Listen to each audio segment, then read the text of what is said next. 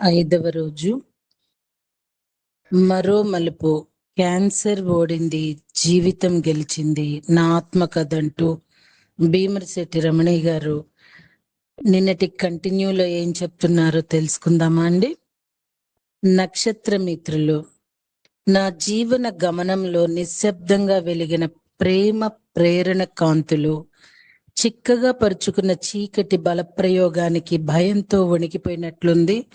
మేడ మీద లైట్లను చూసి జాలిపడి అలా అక్కడ కాసేపు ధ్యానంలో నిమగ్నం అవుదామని సమాయత్తమైతే క్రింద కూర్చున్నాను. అలా యాదృచ్ఛికంగా ఒకసారి పైకి చూశాను, అంతే. ఆశ్చర్యం. సుదూర ఆకాశంలో చిమ్మ చీకటిని చీల్చుకుంటూ నక్షత్రాల వెలుగు జిలుగులు నా కంటబడ్డాయి. ఆ దృశ్యాన్ని చూసి నేను పులకించిన మనసుతో చాలాసేపు అలాగే చూస్తూ ఉండిపోయాను. చూపు మరల్చాలనిపించలేదు నాకు ఆ క్షణంలో. ఎంత సమయం గడిచినా నక్షత్ర కూటమి వెలుగు జిలుగుల కాంతి పోగులు నన్ను చుట్టుముట్టి కట్టిపడేశాయి. అవును, ఇప్పుడు కట్టి పడేయడమేమిటి? ఎప్పుడో 20 ఏళ్ల క్రితమే వారి బోధనలతో జ్ఞానంతో నక్షత్ర మిత్రులు నన్ను కట్టేశారు. శక్తివంతమైన మానవ శరీరం. దైవం సృష్టించిన అద్భుత ఆలయం మన శరీరం. స్వరూప జ్ఞానంతో నిండినప్పుడు సరిహద్దు లేని శక్తికి ప్రతీక. మానవ శరీరం ఎంత శక్తివంతమైనదంటే అది ఎంత పతనమైనా తిరిగి తనని తాను మనో సంకల్ప శక్తి ద్వారా పునర్నిర్మించుకోగలదు. ప్రతి అణువుని తన సహజ స్థితిలోకి తిరిగి తీసుకురాగలదు. అది కేవలం మన సాధనతోనే సాధ్యం. ఆ సహకారమే ధ్యానం. చాలా మందికి ధ్యానం పట్ల కొన్ని అభిప్రాయాలున్నాయి. ధ్యానం చేస్తే మనసుకు శాంతి అని, అలాగే ధ్యానం చేస్తే రోగాలు కొంతవరకు పోయే అవకాశం ఉందని అనుకుంటారు. ధ్యానం చేస్తే ఎలాంటి ఉపయోగాలు కలుగుతాయో ఇప్పుడు తెలుసుకుందాము. మన శరీరం కేవలం కొన్ని అణువుల పరమాణువుల మిశ్రమం మాత్రమే. ఈ పరమాణువులన్నీ ఎప్పుడు ఎలా కావాలంటే అలా రూపాంతరం చెందగలవు. అలాగా వాటి ఫ్రీక్వెన్సీని పెంచుకోగలవు లేదా తగ్గించుకోగలవు. ఇదంతా కేవలం మన యొక్క మనసు ద్వారా మాత్రమే జరుగుతుంది. మన దేహం పూర్తిగా మన మనసుని అనుసరిస్తుంది.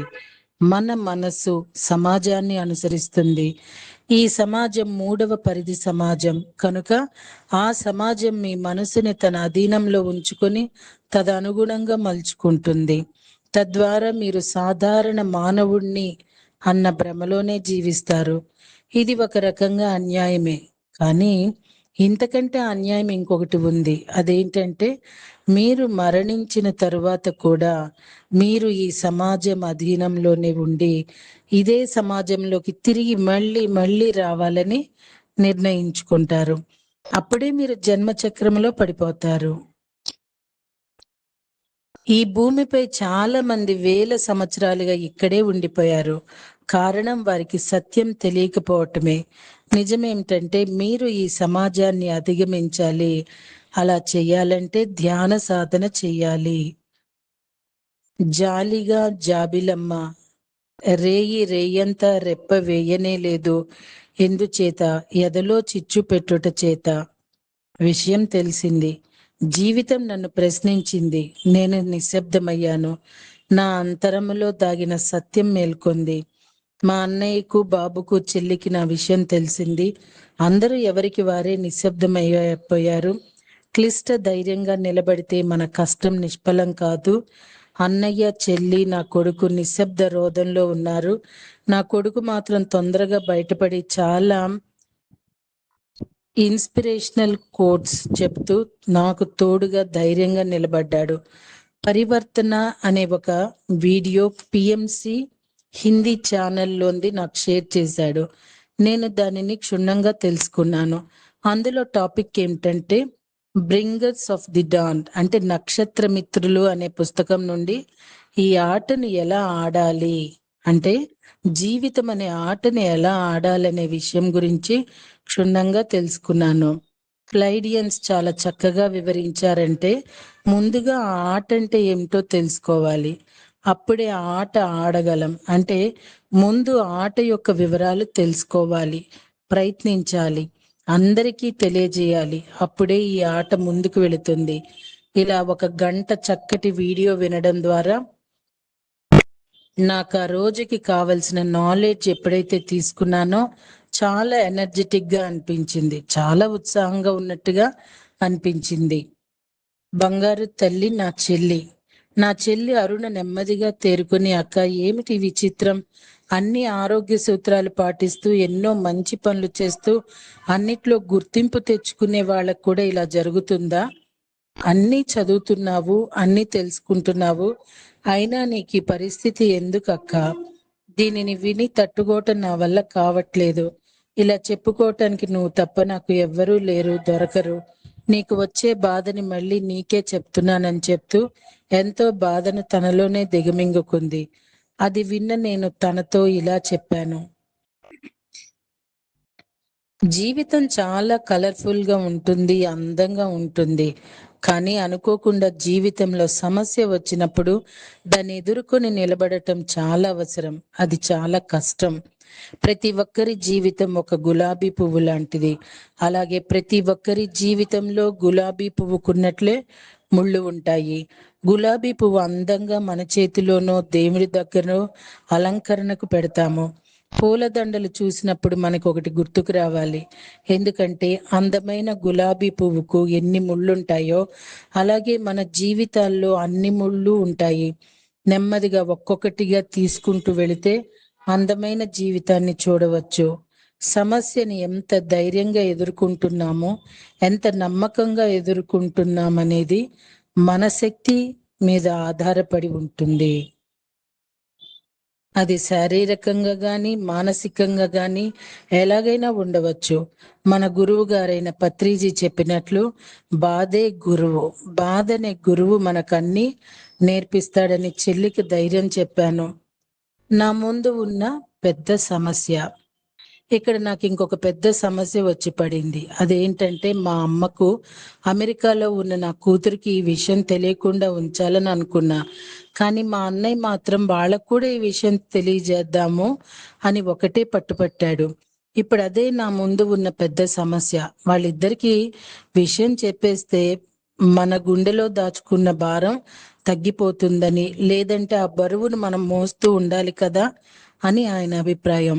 నేను మా అన్నయ్యతో ఒకటే చెప్పాను, వాళ్ళిద్దరికీ చెప్తే ఈ యుద్ధంలో నేనేమాత్రం గెలవలేనేమో అని.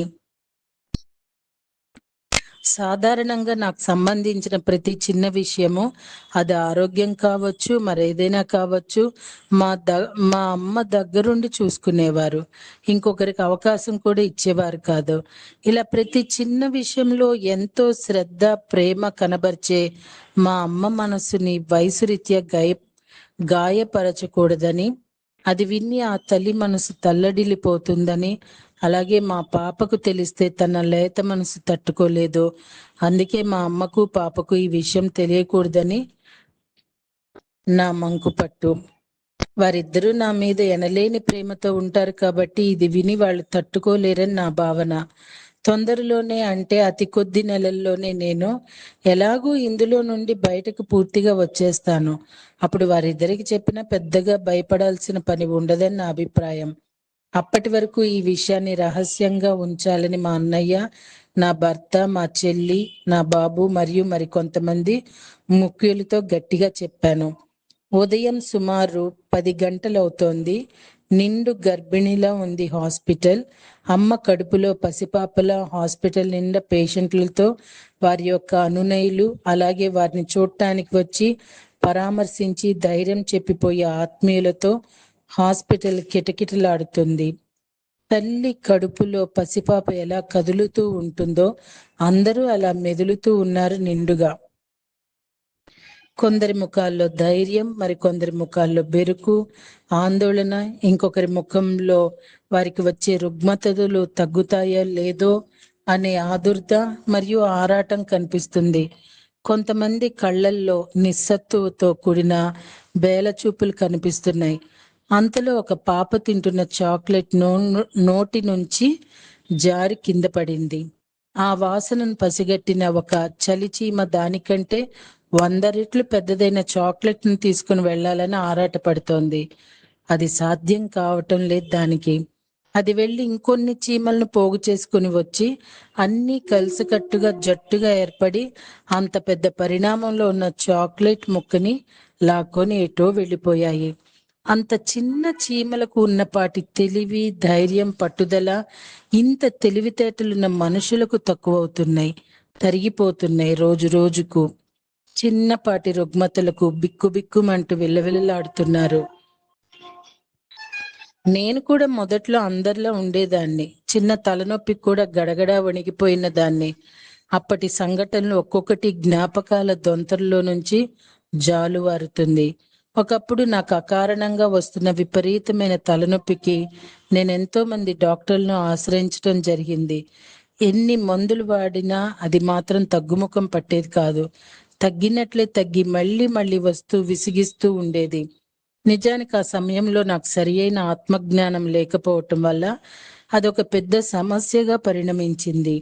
దాని నుంచి నేను ఎలా బయటపడాలో అర్థమయ్యేది కాదు. నాతో పాటు మా కుటుంబ సభ్యులైన అమ్మ, అన్నయ్య కూడా ఇలా అందరూ ఆలోచిస్తుండేవారు. రమణిని ఈ సమస్య నుంచి గట్టెక్కించటం ఎలా అని.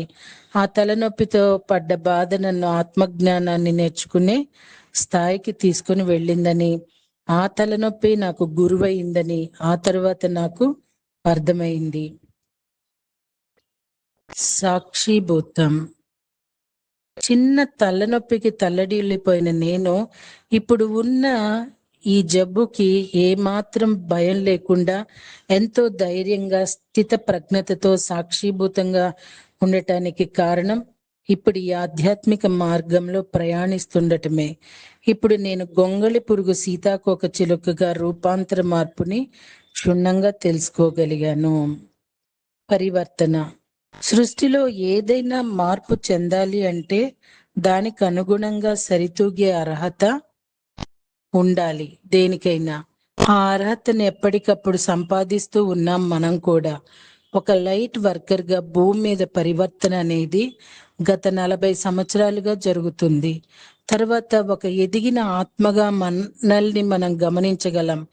అసలు ఈ పరివర్తన అంటే ఏమిటి అనేది ఇప్పుడు తెలుసుకుందాం. మనకు తెలుసు, ఎప్పుడైతే శ్వాసను గమనిస్తూ ముందుకు వెళ్ళిపోతున్నామో అప్పుడే వేగంగా ఎదుగుతున్నామని. శ్వాసను వినియోగించుకునే అద్భుతమైన కళ శ్వాస విజ్ఞానం. అది భౌతికంగా కనిపించే గురువుగా మనకి కనిపిస్తుంది. అజ్ఞాతంగా ఉన్న గురువులు అనగా అందులో ఒకరు ప్లైడియన్స్. వీరు కూడా మనకు కనిపించరు, కానీ ఉన్నారు, మనకు సహాయపడుతున్నారు అన్ని నక్షత్రమిత్రులు అనే పుస్తకంలో బార్బరా మార్సినాక్ అనే రచయిత్రి ద్వారా తెలుసుకోవటం జరిగింది. సో మాస్టర్స్, రమణి గారిని నక్షత్రమిత్రులు పుస్తకము ఎంత ప్రభావితం చేసిందో చూస్తూ ఉన్నాం కదా. ఈ పుస్తకం అండి మళ్ళీ మీ బుక్స్ ర్యాక్ లో గనక ఉంటే ఒక్కసారి తీసి చదవండి. ఇప్పుడున్న సమయంలో నక్షత్ర మిత్రులు, నక్షత్ర లోకాలు, దయూబ గ్రహయాత్ర, అసెన్షన్, న్యూ ఎనర్జీ. ఈ మేడం న్యూ ఎనర్జీ గురించి కూడా ముందు తెలియజేశారు, ఆ బుక్ గురించి కూడా. ఇవి చాలా ఎసెన్షియల్ అండి. మహావతరణ ఒకటి. మనం ప్రతిరోజు ఊరికే అలా ఒక చల్లగాల్లో కూర్చున్న కుర్చీలో అలా రిఫర్ చేస్తూ ఉండవలసిన బుక్స్ అని మాత్రం మనం ఎప్పుడూ మర్చిపోకూడదు. సో అండి, రేపటి రోజున మరింత జ్ఞానాన్ని మనం పంచుకుందామా? Thank you.